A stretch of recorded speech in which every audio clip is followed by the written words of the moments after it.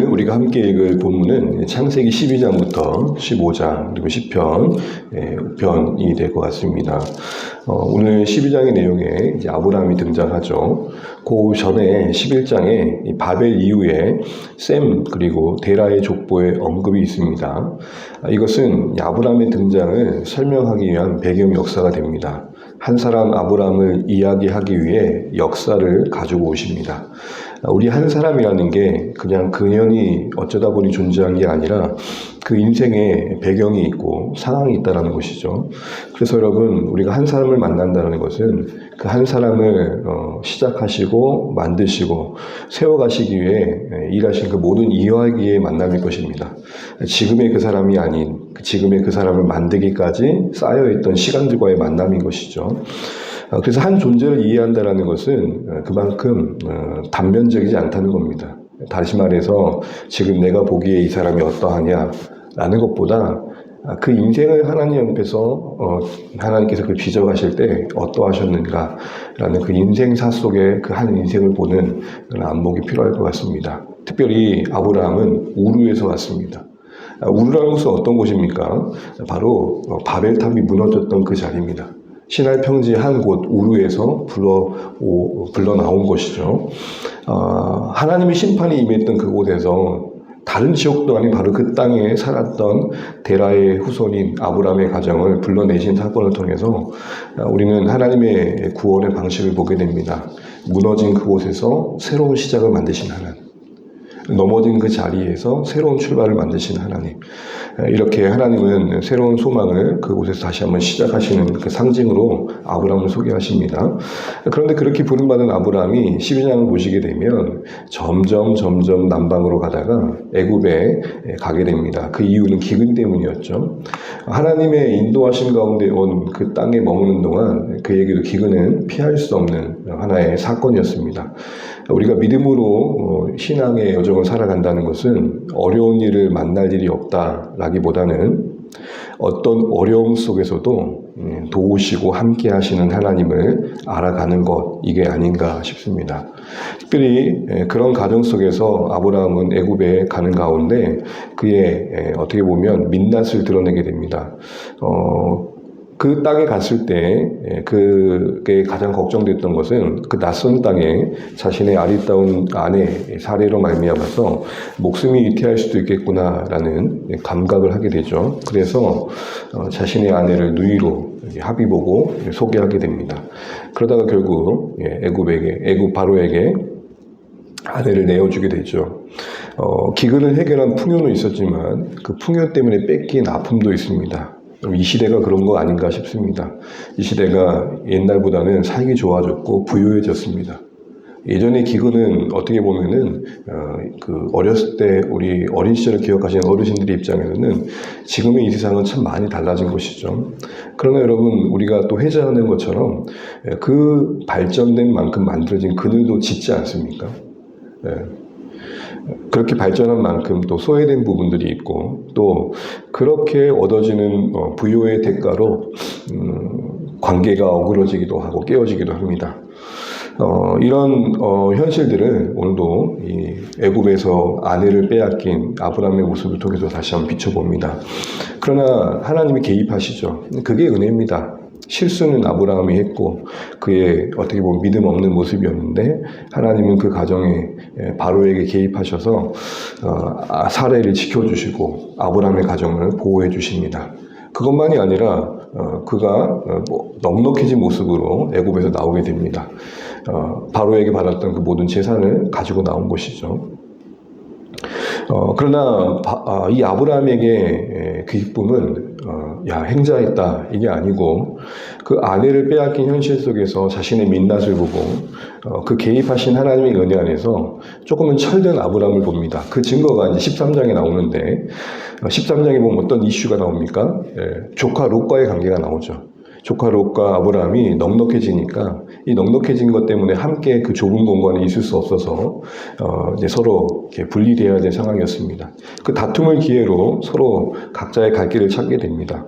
그때 아브라함은 롯에게 먼저 선택의 기회를 주죠. 네가 먼저 선택해라. 그때 롯은 보이는 걸 선택합니다. 아브라함이 더 좋은 곳을 먼저 바라보고 선택할 수 있는 권한과 위치가 있었지만 롯에게 먼저 선택권을 주어주고 그 뒤에 롯이 보여지기에 참 좋은 곳 그것을 따라갔을 때 소돔 땅까지 갇혔을 때 아브라함은 어떻게 됩니까? 18절 보시겠습니까? 13장 18절 아닙니다. 13장 14절 보시겠습니다. 14절 15절까지만 보겠습니다. 롯이 아브라함을 떠난 후에 여호와께서 아브라함에게 이르시되 너는 눈을 들어 너 있는 곳에서 북쪽과 남쪽 그리고 동쪽과 서쪽을 바라보라. 보이는 땅을 내가 너와 내 자손에게 주리니 영원히 이르리라. 아멘. 아직 아브라함에게 실제적으로 주어진 땅은 한 부분도 없습니다. 한 조각도 없지만 믿음으로 그 거하는 땅을 바라보게 하십니다. 그리고 아브라함은 거기에 반응해서 17절에 보면 종과 행으로 다니죠. 롯은 보이기에 좋은 곳을 선택했다면 아브라함은 믿음으로 보여지는 것을 바라봅니다. 이처럼 12장에서의 아브라함은 달라진 13장의 아브라함으로 증거되고 있죠. 그리고 14장에 보게 되면은 전쟁의 이야기가 나옵니다. 전쟁의 이야기가 나올 때 큰 전쟁 속에 롯의 이야기가 언급됩니다. 그래서 전쟁 때문에 시날 땅에 소돔 땅에 거하고 있었던 롯이 붙잡혀갑니다. 그 14절 보시게 되면 14장 14절 아브라함이 그의 조카가 사로잡혔음을 듣고 라고 되어 있죠. 이 사실을 듣고 아브라함은 가만히 있지 않고 그동안 길렀던 318명의 어떻게 보면 훈련된 자들을 데리고 롯 조카 롯을 찾으러 갑니다. 잃은 자를 찾는 그 시도는 상당히 무모했습니다. 되게 큰 제국에 붙잡혀갈 이 롯을 구해내기 위한 아브라함의 이 시도는 어떻게 보면 어떻게 맨 땅에 헤딩하는 듯한 행동이었던 것이죠. 근데 거기서 찾아오죠. 그 뒤에 17절부터 24절을 보게 되면 멜기세덱은 하나님을 높이면서 아브라함을 환대할 때 아브라함은 믿음으로 그 하나님이 자신에게 승리를 주셨음을 화답하는 마음으로 11절을 드립니다. 그런데 소돔 왕이 잠시 자신을 내세우면서 아브라함에게 너가 취한 모든 것도 주겠다라고 말을 하니까 아브라함은 한치도 받지 않죠. 왜 그랬습니까? 마치 소돔 왕이 자신을 치부하게 한 것처럼 여겨지는 것을 용납치 않습니다. 다른 말로 말하면 단 한순간, 어떻게 보면 단 한 부분도 인간이 영광을 취하는 것을 허락하지 않죠. 자시도 자신을 내세우지 않습니다. 여러분 여기까지 오면 지금 12장에서 자신의 아내를 누이로 속였던 아브라함보다는 좀 더 멋져진 아브라함을 봅니다. 15장에 보시게 되면 그러나 아브라함에게 엄습한 염려가 찾아옵니다. 15장을 보실까요? 1절을 보시겠습니다. 시작. 이후에 여호와의 말씀이 한산 중에 아브라함에게 임하여 이르시되 아브라함아 두려워하지 말라 나는 내 방패요 너의 지극히 큰 상급이니라. 이후에라는 것은 어떤 무모한 시도 이후에 롯은 건져왔지만 그래서 대단한 승리를 얻었지만 어떻게 보면 기적적인 승리를 얻었지만 가만히 있으니 보복에 대한 두려움이 있었던 거죠. 여러분 우리가 어느 한 날도 이 땅에 살아간 날 동안 믿음이 하나님의 은혜 없이 설 수 있을 만큼 온전해질 때가 있을까라는 생각을 이 부분을 통해 해보게 됩니다. 14장까지 보게 되면 되게 아브라함이 엄청난 승리를 하고 되게 멋진 믿음의 분량을 이루어가는 것 같지만 15장에 보면 그도 또 하나의 인생임을 또 보게 됩니다. 그런데 그때 하나님은 찾아와 주셔서 그 시기를 놓치지 않고 위로해 주시고 아브라함의 믿음을 격려해 주십니다. 그러면서 다시 한번 그에게 그를 그 땅에 두게 하신 이유로서 상속될 후손과 그 땅에 대한 약속을 하시죠. 그러면서 어떤 퍼포먼스를 하십니까? 특별히 후손에 대한 약속에 이어서 이 땅을 주겠다고 하시니까 아브라함이 묻죠. 하나님 그러면 그 증거를 보여주십시오. 그럴 때 어떻게 하십니까? 재물을 가져오게 하시고 그 재물을 갈라서 그 사이에 아브라함이 갈라놓은 그 사이에 여호와께서 홀로 그 불로 임하셔서 지나가시죠. 어두운 깊은 밤에 그 흑암에 깔려있는 그 짙은 밤에 여호와께서 그 사이에 쪼개진 사이를 지나갑니다. 여러분 이것은 당시에 고대 근동의 어떻게 보면은 약속과 같은 것입니다. 한 나라와 또 다른 나라가 약속할 때 재물을 딱 벌려놓고 그 사이를 두 사람이 지나갑니다. 그러면서 이렇게 말하는 겁니다. 지금 당신과 내가 맺은 약속을 서로 어기면 이 쪼개진 짐승처럼 당신은 죽게 될 것입니다. 그러니까 생명을 걸고 그 자리를 지나가는 겁니다. 그런데 아브라함을 지나가게 하신 게 아니라 아브라함과 함께 지나가신 게 아니라 하나님 홀로 그 자리를 지나가시죠. 뭘 보여주신 겁니까? 하나님께서 자신을 걸고 이루실 약속으로서 그 아브라함의 믿음을 격려해 주셨던 겁니다. 그리고 아브라함에게는 이렇게 말합니다. 너는 장수하다가 평안히 돌아갈 것이다. 그런데 그 뒤에 일어나는 후손들이 이 약속대로 이곳을 돌아올 것이다. 이렇게 말씀하시는 하나님을 보게 됩니다. 쪼갠 고기 사이로 지나시면서 하나님은 그 자신을 걸고 아브라함에게 약속하신 것을 이루시겠다 보여주십니다. 이 이야기를 들었을 때 여러분 계속 우리가 염두해야 될 것 중에 하나는 1차 독자였던 이스라엘 백성 입장에서 얼마나 감동스러웠을까라는 것입니다. 이야, 우리가 홍해에서 건짐받아 애굽에서 건짐받아 홍해를 지나 오늘 이 가나안 땅에 이르게 된 거, 진짜 이거 놀라운 하나님의 열심의 은혜이구나 다시 한번 생각하게 됐을 겁니다.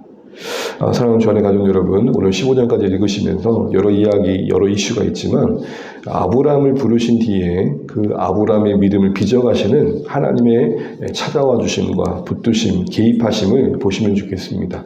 오늘 찬양의 고백처럼 진흙 같은 우리를 빚으사 하나님의 형상 빚으소서. 이게 우리 인생 중에 하시는 하나님의 일하심입니다. 특별히 14장까지 아브라함을 보면 12장에서 찾아볼 수 없었던 든든함이 보입니다. 그러나 15장에 보면 그도 고민하는 게 있습니다. 그 가슴 깊이 가슴앓이 하는 게 있습니다. 특별히 아까 언급하지 않았지만 그것 중에 하나가 뭡니까? 아브라함이 하나님께 그렇게 얘기를 하죠. 하나님, 정말 제가 자식이 없습니다. 엘리에셀, 이 충승한 종 다메섹 사람 엘리에셀을 내 기업의 물을 자로 삼겠습니다. 라고 말을 하죠. 아브라함도 끙끙대는 게 있었던 겁니다. 여러분, 같이 살다 보면 저분 참 믿음 좋다.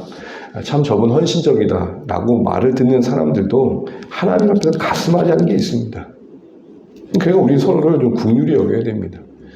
물론 그분의 믿음의 위치와 또 모습들이 본이 되어지는 모습을 통해서 하나님께서 일해 가신 것들이 분명히 있습니다. 그러나 우리 각자는 하나님 앞에서 온전히 이르렀다고 할 때가 없을 만큼 어느 한 날도 하나님의 은혜 없이는 살 수 없는 우리임을 기억할 필요가 있는 것입니다. 아브라함의 모습에서 양면을 보는 거죠. 어제보다 나아져가는 믿음의 모습, 또 한편 그럼에도 불구하고 여전히 은혜가 필요한 모습, 우리 이거 기억하시면서 그런 아브라함을 아시고 때가 되어 또 찾아와 주시는 하나님을 바라보면서 우리 인생도 그렇게 빚어가시는 하나님이심을 기억하고 오늘도 이런 하나님을 소망하시면 좋겠습니다. 진흙 같은 우리를 빚어가신 하나님, 우리 자신도 여전히 어느 때에 이르렀든지 이만하면 됐지라고 하는 게 아니라 여전히 하나님, 오늘도 저는 주님의 은혜가 필요합니다. 하나님 가슴앓이 하는 거 아니지 않습니까? 교회에서는 목자로 또 중직자로 또 열심히 있는 사람으로 제가 이해되어지고 있지만 하나님, 여전히 내 안에 해결되지 않은 내 문제들이 있습니다. 나를 통해 응답되어진 결과들이 내 주변에 참 많은데 하나님, 내 가정 안에는, 내 삶 안에는 여전히 기도해야 할 제목이 있습니다. 그런 아브라함에게 하나님께 보여주신 게 뭡니까? 쪼개진 고기 사이로 지나가십니다. 내 때에 보지 못하더라도 넌 평안히 잠들어라. 네 후에 이루어질 자손을 통해 내가 이룰 것이다. 우리 때에 보게 해주심도 좋겠지만 하나님은 신실하심을 우리를 넘어 보여주실 때도 있다는 거 잊지 마십시오. 아브라함이 멋져져가고 있지만 여전히 15장에서는 그가 가슴앓이하고 있는 모습 속에서 하나님은 그의 믿음의 가장 연약한 부분도 다시 한번 어루만 주셨던 것들을 보면서 그런 우리를 하나님께 고스란히 맡기십시오. 하나님, 그래도 하나님이 은혜 주셔서 제가 여기까지 왔습니다. 그러나 이 자리에서도 여전히 저는 가슴앓이하고 해결해야 할 문제를 안고 있습니다. 오늘도 나를 긍휼히 여겨주십시오. 이렇게 구하는 우리에게 쪼개진 고기 사이로 지나신 하나님, 이것은 신약에 자신을 찢으시는 하나님으로 드러나십니다. 믿음이 흔들릴 때, 나를 통해서는 대단한 일이 일어나지만 여전히 나는 해결하지 못하는 가슴앓이 속에 있을 때 우리 주 예수 십자가를 바라보십시오. 거기서 자신을 찢으심으로 내어주신 사랑을 묵상하십시오. 그 사랑 안에서 우리를 구원하셨고 그 사랑 안에서 이 땅에 교회를 세우실 것이며 그 사랑 안에서 약속하신 그 일들을 다 이루실 것입니다. 오늘 이거 바라보시면서 오늘 한 날 우리를 흔드는 그 순간에 쪼개진 고기 사이로 지나신 하나님을 묵상하며 그것이 십자가에 자신을 찢으시는 사랑으로 증거됐음을 잊지 않고 오늘도 그 사랑 안에서 숨쉬고 안위하고 맡길 줄 알고 바라볼 줄 알며 오늘도 살아내시는 복된 한 달 되시기를 간절히 소망합니다. 기도하겠습니다.